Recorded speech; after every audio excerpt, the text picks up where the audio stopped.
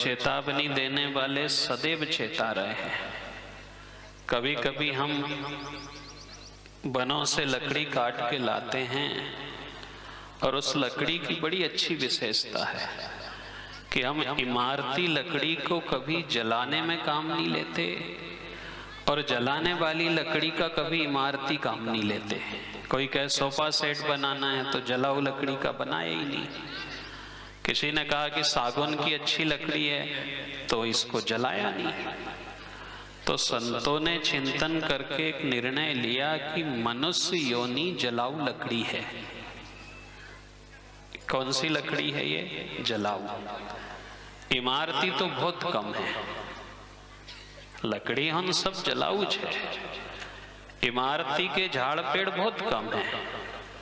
खेत में भी आपके 10 लकड़ी जलाऊ मिलेगी तो 1-2 पेड़ आपको इमारती के मिलेंगे। कोई संत सती जति यहाँ इमारती बन के आया है, बाकी सबसे क्या कह दिया कि जलना ही है।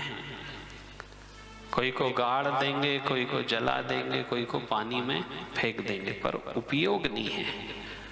मनुष्य योनि ही जलाऊ लकड़ी है ये मान लें।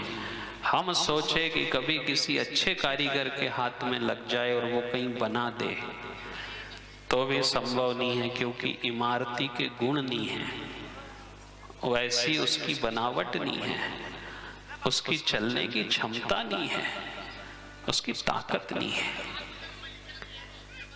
यदि कोई अच्छा गुरु भी मिल गया और उसने कहा कि मेरा जीवन है, आप इसका सदुपयोग कर लो, तो उसने एक ही बात कही कि मैं कर तो लूं इसका उपयोग, मैं कहीं बना तो दूं इसे, पर गोविंद इसका उपयोग कैसे करेगा, क्योंकि ये जल्दी से सड़ जाएगी, गल जाएगी, खराब हो जाएगी, लंबे समय तक चलना नहीं है। तो हम केवल ये बात याद रख लें कि कोई पूछे कि आप कौन हो, देखा हम केवल जलाऊ लकड़ी हैं साहब, जलना है।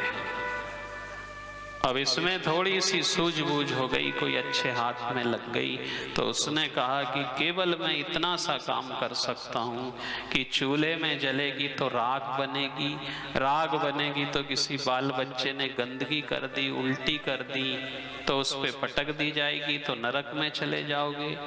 और कोई अच्छे हाथ लग गई, कोई आज्ञादिक अनुष्ठान में चले गए और उसने यज्ञ में पटक दी तो हो सकता है कि थोड़ी बहुत भभूत बन जाएगी जो माथे लग करके ईश्वर तक पहुंच जाएगी। वहां की केवल ये मान के चलें कि जलाऊ से ज्यादा इसका कोई उपयोग है नहीं।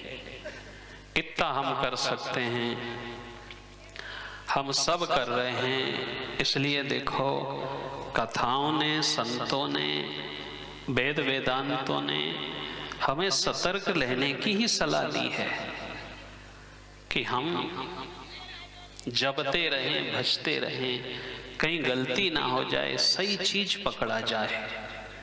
गलत चीज पकड़ा जाती है तो फिर बहुत दुख होता है। और यहाँ नकली और असली बनाने वाले ने बड़ी चतुराई करी साहब। चाशनी भी मीठी बनाई और मिश्री भी मीठी बनाई, पर लोग सूझ नहीं पड़ पाती कि आखिर हम किससे संबंध जोड़े। पर कलाकारों ने बड़ी कलात्मक ढंग से जीवन जिया है कि देखो उस मक्खी से कहा कि देख मक्खी, वह मक्खी सुखी है, वह कीट पतंगा सुखी है जो मिश्री पे बैठता है।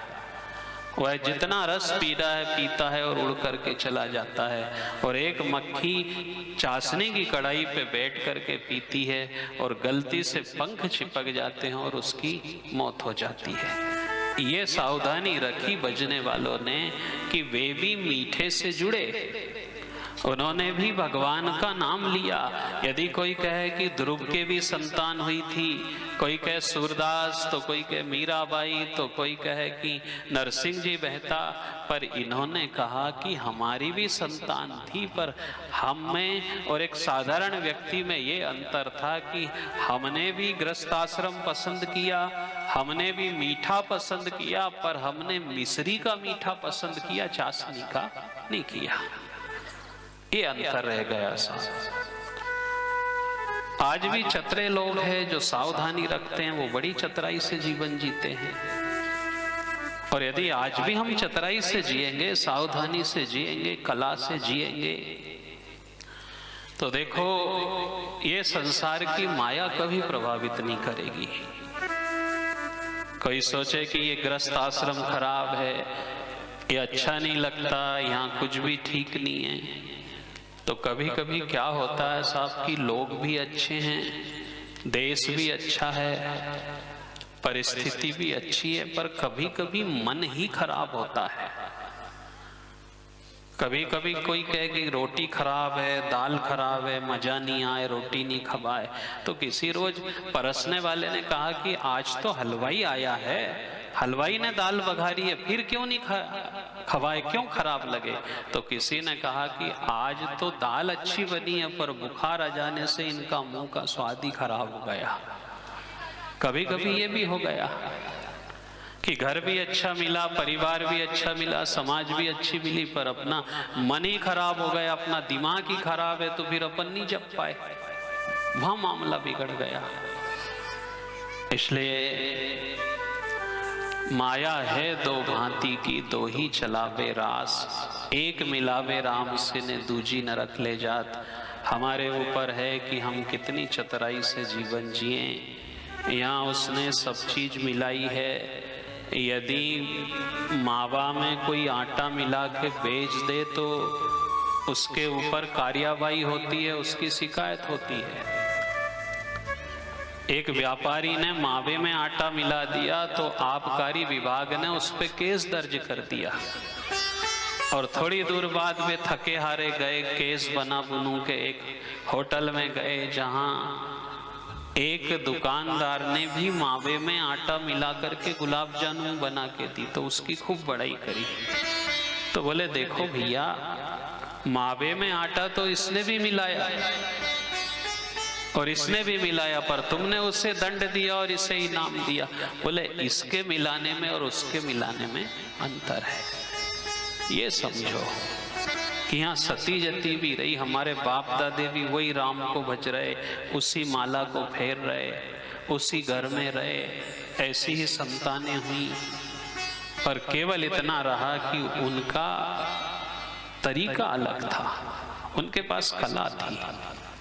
एक साधारण व्यक्ति ढोलक बजाए और एक कलाकार बजा दे तो नचा दे व्यक्ति को, उसके पास कला है।